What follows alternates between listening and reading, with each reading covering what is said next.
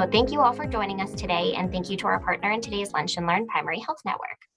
Today, we're speaking with dentist Dr. Patel and dental assistant Monica Bukovinsky, hopefully I got that right, for joining us today to talk about dental health. Dr. Patel provides dentistry services for Primary Health Network. She's been affiliated with Primary Health since 1997, working at Farrell Dental Center. Dr. Patel earned her dental degree from the University of Pittsburgh School of Dental Medicine, and she also completed residency training at St. Luke's Hospital in Cleveland. Monica began as a patient at PHN Dental when she was 5 and went to dental assistant school directly after high school. She completed her dental assistant externship at PHN and shortly after that became an employee of PHN working as a dental assistant. And she also in 2016 got her EFDA education. And she has worked at a Farrell Dental Center since that point in time. So thank you both for joining us today, and we're looking forward to hearing about dental health. So I'll turn it over to you. Thank you so much, Donna, and thank you everyone for having us today. I would first like to start by saying that I am so very grateful that our community has a healthcare center that provides dental. Okay, so we all know that oral health is essential to overall health.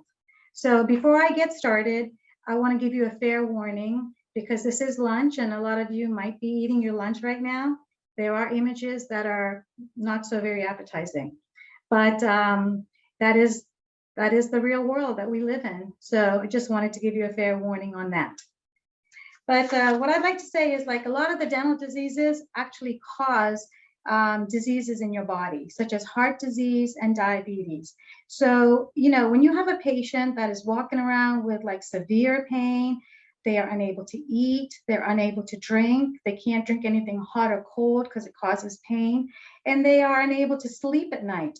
And so this actually creates more problems, such as behavioral health problems. It creates mental health problems and also addiction problems. There are patients who believe that, you know, just taking pain medication to cover up the pain is the solution, but we all know that really it is not the solution, that we really need to get to the bottom of the problem that is causing the pain. So our goal at Primary Health really is to, at a minimum, help these patients, you know, alleviate their pain and help them be able to eat and drink without having any pain. So I need my screen changed, my slide changed. So at Primary Health, at Farrell Dental Center, since it is an FQHC, we see all types of insurances. At the Farrell Dental Center, I see a lot of medical assistance patients, state insurance patients, and this is because a lot of private practices, not only in our area, but in most areas, do not take any of these state insurances. So our patients do travel quite a bit to get to us. And we are grateful that we are here to help them. Understanding our population, we have to be mindful of their lifestyle and just what they're going through. We can't take it for granted that they know what good oral health care is, and they know how to take care of their mouth with brushing and flossing.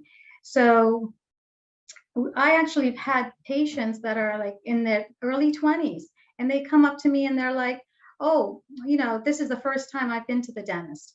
And they say, I've never been to the dentist as a child. And so we have to, you know, really understand that and take that for what it is and teach the patients how to take care of their teeth and educate them. So knowing that, I do believe that education is the most important service we can give to our patients. It is the most important treatment we can give to our patients. So like I said, if prevention is the best medicine, then early intervention is the best approach. So I like to see my patients as early as 6 months or when they get their first tooth. At this point, what I would do is I talk to the parents and I explain to them how important primary teeth are or baby teeth are. I let them know that primary teeth are just like adult teeth, that they can get decayed, they can get abscesses, the child can be in a lot of pain, and this pain and uncomfort can cause the child to have behavioral problems, interfere with their growth. So we do not want that to happen. We want to prevent that from happening. The other thing is when this is a picture of an adult that came into my office. They were young and they came into my office, and this was their very first appointment. So as you can see, this is what we see in our office and at a first appointment. So we want to prevent this stuff from happening to anybody. So we want to educate our patients. So when we see a child, sometimes, we do the exam and we see what's going on in their mouth. Like I said, we have to educate them. We have to let them know that taking care of baby teeth is very, very important. Sometimes if any of the baby teeth are extracted or just fall out for any reason, it takes a lot longer for the adult teeth to come in. And that's a problem. We don't want them to come out prematurely. We want them to come out when they're meant to come out. So some of these teeth are in the child's mouth till they're 12 or 13. So you can imagine if a child is not taken care of, how much pain they are in for such a long time. And so we also want to make sure that the parent understands that to prevent that from happening. So the other thing that we talk to the parents about is what's called baby bottle syndrome. Baby bottle syndrome is when the parents put the child to bed with a bottle in their mouth that has either milk in it or anything with sugar in it. So what I tell them is that, you can put the child to bed with a bottle, but don't put anything other than water. Water does not cause any damage. But when you put a child to bed with milk or like juices, that just the bacteria and the decay process just continues and continues. So we really want to prevent this from happening. The other thing that we talk about is thumb sucking. If the child is sucking their thumb or their finger, sometimes they have such a strong suck that they literally push their upper teeth out. And they push it out so they create this, what's called an open bite. When this happens, the child cannot breathe, they have dry mouth, and over many years, this is very, very difficult to correct. So we also want this to be prevented.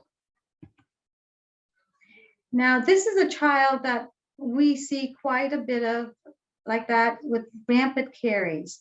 And it's basically the child has never had any dental care, never had any kind of checkups, and the decay has progressed so far. At this point, at primary health, what we do is we refer them to a pediatric dentist. The pediatric dentist will probably put them under, they give them some sort of light sedation, and they try to get all the work done at one time. So then we ask the parents to bring them back. We let them know that we want to prevent this from happening to any of the other teeth and to any of the adult teeth. So there we go, is the prevention is the key. So when we get our first, when we get a patient in our chair, their first appointment, we make sure that the mother knows to just wipe the gums out. Even if they don't have any teeth, just wipe the gums with a nice moist cloth and to keep the area clean. They can move on to things like a finger brush and make it a fun event for like the kids, and they end up, wanting to do it too. So trying to educate the parents about the child and how to take care of the baby teeth, and the misconception that baby teeth are not important. Misconception that, oh, they're going to get a new set of teeth anyway. It is not true. We try to educate them, explain to them what is going to happen to their children and how to provide the best atmosphere for them to grow in. As the child gets older, we want them to enjoy our dental visits. We want them to be happy when they come in. And if we can prevent things from happening, pain from happening, fear from happening, then we've done our job. And then the child can grow very healthy and happily. So to show you how the decay is formed, we all have natural bacteria in our mouth. And when that natural bacteria is exposed to sugars or carbohydrates or any kind of acidic products, it ferments. it produces a byproduct, which is an acid. That acid is what demineralizes or decalcifies the teeth and causes the cavity formation. So knowing that, we teach our patients that, try to decrease the amount of sugars and carbs and acidic foods that you eat. And also, after you eat them, try to brush and just decrease the amount of food that is sitting on your teeth. Let's see. So this is an example of all the acidic foods that we see people walking around all day with. And it just keeps going and going. So we don't want our patients to not have this stuff. I want them to have it. I want them to enjoy it.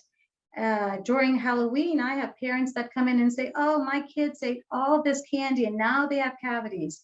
So I tell them, I say, I don't care if they eat the candy, they can eat it, but after they eat it is what's important. They should go and they should take all that sticky stuff off of their teeth. They need to brush their teeth. They need to floss their teeth. And at a minimum, they need to rinse out with water. And when they rinse out with water, what it does, it kind of like changes the pH in your mouth. So instead of being so acidic, it brings down the acidity so you can slow down the cavity process.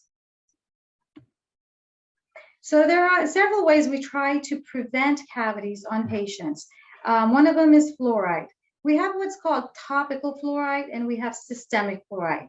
So the topical fluoride is what I do at our office as a dentist. So it's just like a brush that has it's kind of a liquidy compound. We just paint it on the child's teeth.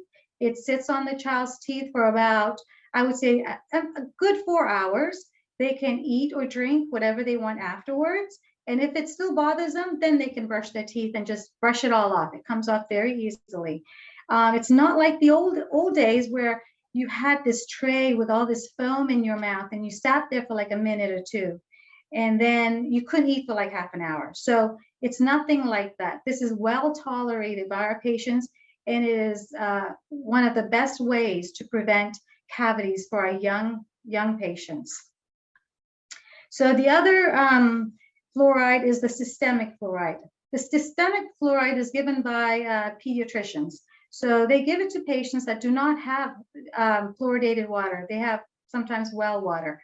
So the way the systemic fluoride works is that it strengthens the enamel of the undeveloped teeth. So unlike the topical fluoride, we strengthen the developed teeth, and the systemic fluoride, it strengthens the undeveloped teeth.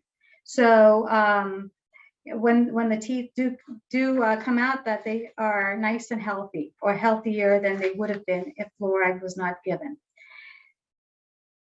Okay, so this is a slide of a patient, with baby teeth, and you see all the white areas on their teeth. That is a picture of decalcification. So when you have decalcification like that, that area is very prone to getting cavities. So these types of patients, what I will do is I will have them come in every 3 months, and I will put some fluoride on there, and just to monitor it and to prevent the cavities from happening. So that it works very well with something like that. Okay, so I'm going to hand this over to Monica, and she's going to talk about oral hygiene and sealants. Hi, everyone. My name is Monica. I am an expanded functions dental assistant at Primary Health, Feral Dental. So what that means is I do everything a normal dental assistant does, but on top of that, I also have privileges to do fillings and place fluoride and sealants.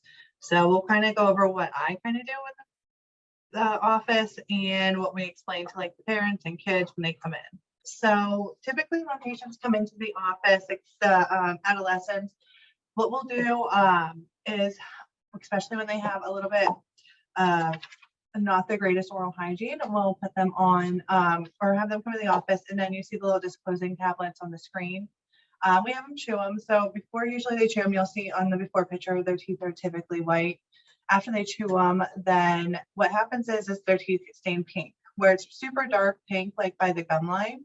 that just shows areas that they're missing. So what it does is it helps them understand better where they need to focus more at. So that's one of the big things we do to help them with getting to know where they're missing and where they need to do better. So with the brushing and flossing, we typically tell the parents and the kids, we want you to be brushing about 3 times a day, morning, before school, or before work.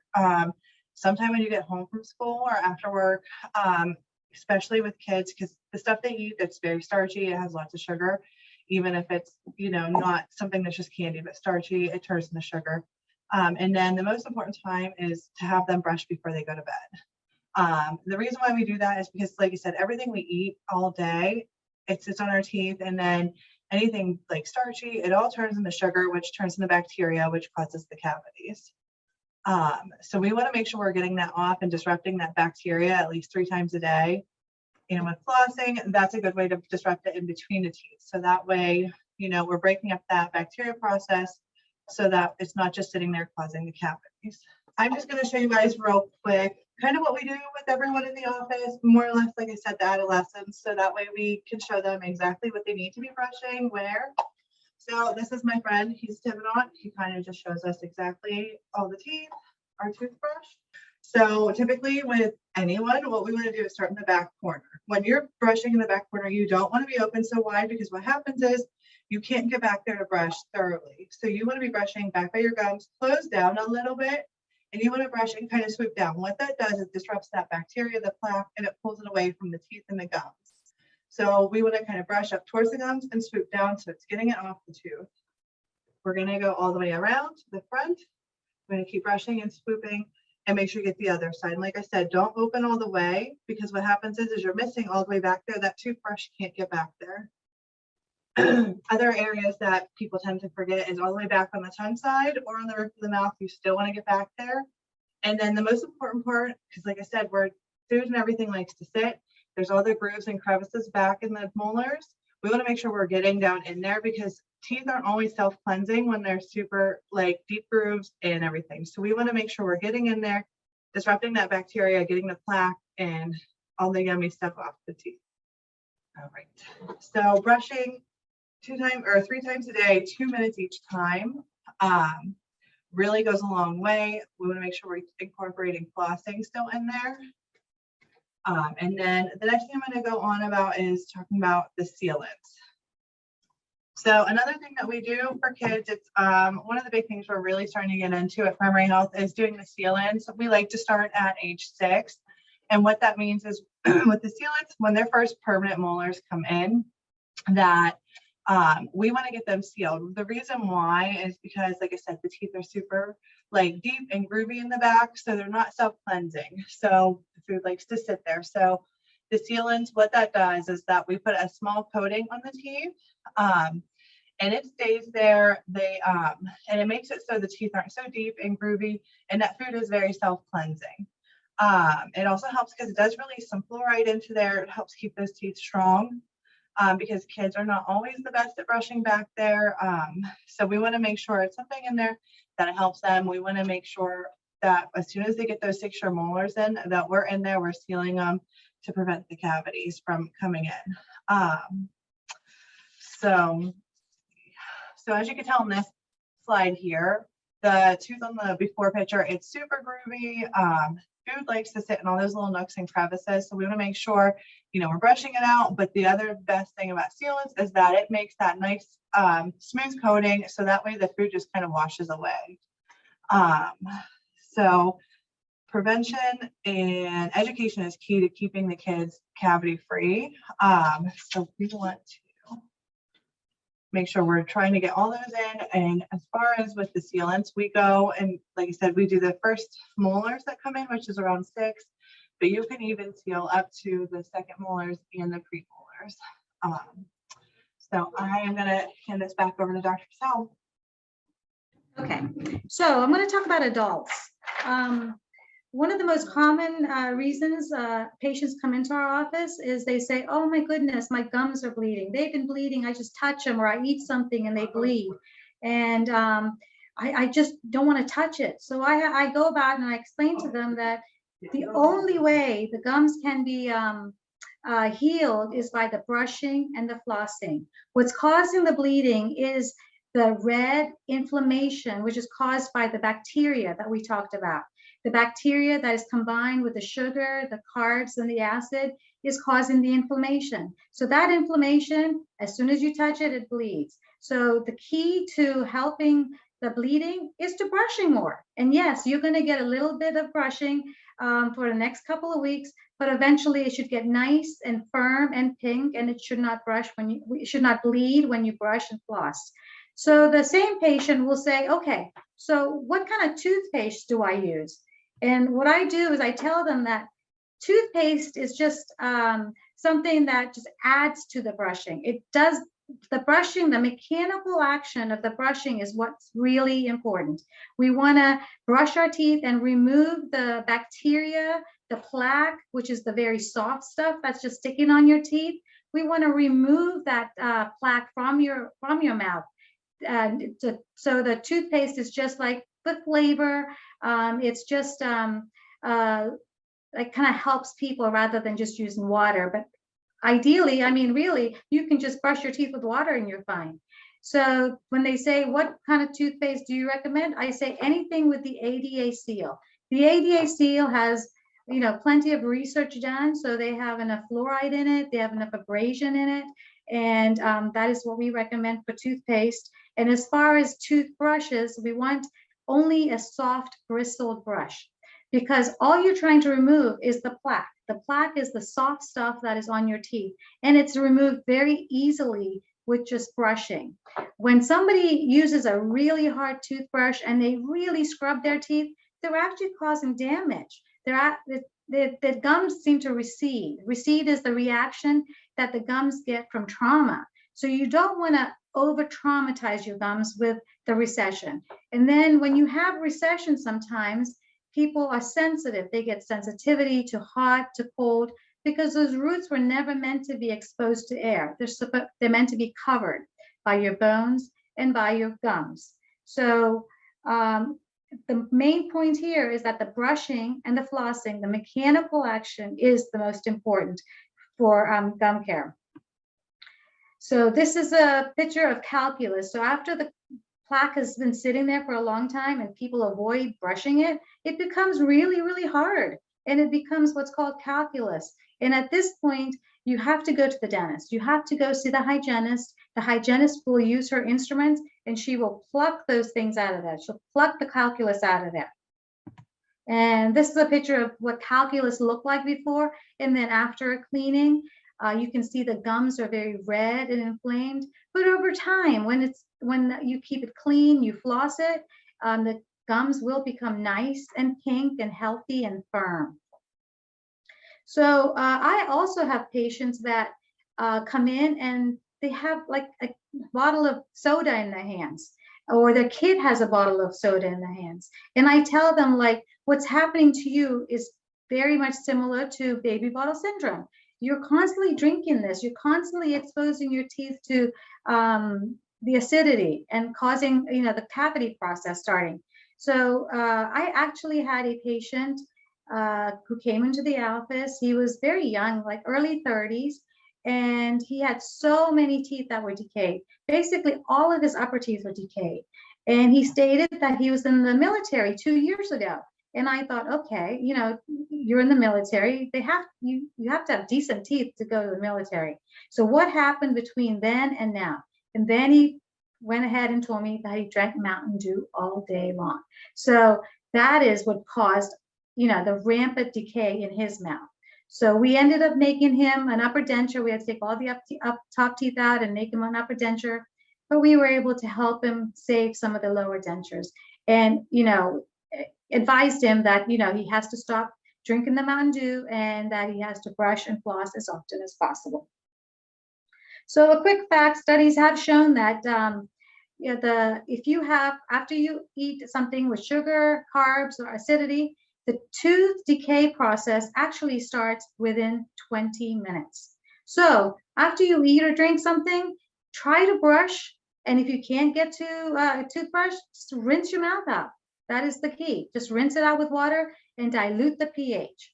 that will slow down the cavity process. So here is another image of a patient that we may see in our office. They come in, they're swollen, they have so much pain and they're miserable. And they say, doctor, just take everything out. I just want this solved. And I can understand that. I can sympathize with their pain and their agony, but I have to go ahead and explain to them that we cannot just go with the simplest of treatments. We want to educate you. We'll treat the toothache with an antibiotic, possibly an extraction. But we want to, educate them so that this does not happen again, that they do not have to go through this kind of pain and misery, that if they would just, continue doing good oral health care, that they could prevent this from happening. So that is one type of patient that we see a lot of in our office. The second type is a patient walks in and they say, oh, I have loose teeth. These are all getting loose. And it's an elderly patient, anywhere from 40 up. And what they have is called periodontal disease, gum disease. And what it is like, I always tell them, imagine a pole that has cement around it. Imagine the cement just disappearing, eroding away. The pole, if there's nothing holding the pole in place, the pole's going to get loose. It's going to get wobbly. And the same thing is happening to your teeth. There is no bone holding your teeth in place. Therefore, the teeth become loose. And as you can see how long they look. It's because they've lost bone. And there's a lot of sensitivity in the roots of these teeth. And this is something that has happened over many years. This is not something that happens within 6 months to a year like a cavity does. So this is something that is definitely preventable. It's preventable with good hygiene. And even after they're diagnosed with, let's say, mild to moderate periodontal disease, that's treatable. And we can stop the process right there. We can't make the bone grow back, but we can stop it right there. So again, we have patients that come in and say, I want all of my teeth out. My mother had dentures when she was 30. My whole family has dentures. So I realize that, yes, they want a solution to their pain and their problem. But I go ahead and I educate them saying that dentures is not the solution. Everybody's not happy with it. And that once your teeth are gone, they're gone. There is nothing that replaces your natural tooth. So I have to emphasize that. And that if we can save some teeth, then I'd rather save some than take all of them out and make dentures. So the misconception that, my family members have this, and this, in their mouth is going to happen to me is not true. Everything that I have gone over and everything that I'm talking about is definitely preventable for everybody. So what we try to do is we try to prevent dentures at a very, very young age. Because when you take all the teeth at a young age, what happens is you get what's called a vertical loss. The mouth just collapses and you lose all the bone on the top and you lose all the bone on the bottom. So if we can try to talk to our patients and say, okay, let's just make the upper denture and let's try and save at least 2 teeth on the bottom, you can maintain your bone. So when the bone is maintained, you're not going to get this. And I have unfortunately had to make dentures for 21-year-olds. And this is what's going to happen to them. It's very sad, but this is the way, the collapse, the vertical loss happens when you have absolutely no teeth. So, maintaining the bone level, maintaining your natural teeth is essential, and is the only way that the patients understand this is with education and understanding. The other reason that everybody should go to the dentist, whether they have their teeth or they don't have any teeth, is for a oral cancer detection. My hygienist does a really nice job when the patient comes in. She checks the glands on the throat, on the neck and the ear and the mouth, and she looks inside, and we look inside underneath the tongue, on the roof of the mouth. And yes, we have found things in the 25 plus years that I've been working for primary health. I've seen more than my share. So we do want to make sure that we, detect this and we try to address it and help the patient out in any way we can. So the whole point of this presentation is prevention, prevention, prevention. Everything that I've talked about can be prevented. So education is so, so important. Making sure that young parents come in and they get educated, making sure that kids develop good habits, lifelong habits. And I tell them, I say, make sure you brush at night. If you get into a habit of brushing at night, it'll feel odd when you don't. Just like when you go to bed, you take your shoes off. Are you going to go to bed with your shoes on? No, because it feels uncomfortable. Same thing can happen when you go to bed without brushing your teeth. It's going to feel like you missed something and you're going to want to do it.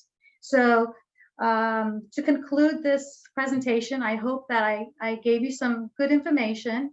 If you have any questions, I hope I can answer them. But I thank you for the time. I hope I didn't upset your lunch too much. And it was a privilege for me to give you this information. Thank you.